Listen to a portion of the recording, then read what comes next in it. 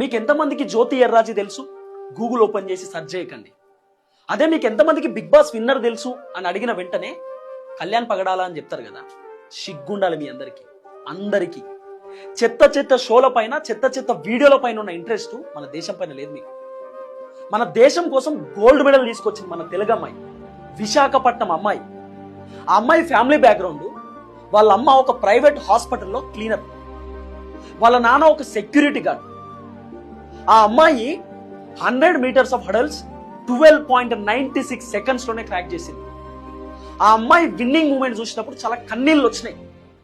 ఆ అమ్మాయి విన్ అయిన తర్వాత ఆ అమ్మాయికి గోల్డ్ మెడల్ వేస్తుంటే ఆ అమ్మాయి భారతదేశపు జెండాని పట్టుకున్నప్పుడు అట్లీస్ట్ క్లాప్స్ కొట్టడానికి కూడా స్టేడియంలో ఎవరు లేరు.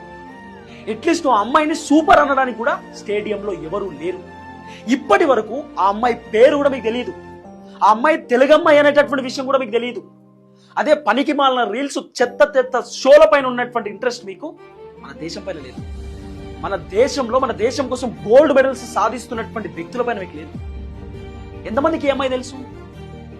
ఈ అమ్మాయి ఎంత కష్టపడ్డదో మీకు తెలుసా? ఈ అమ్మాయి ఎంత ఇబ్బంది పడుతూ ఈ స్థాయికి వచ్చిందో మీకు తెలుసా?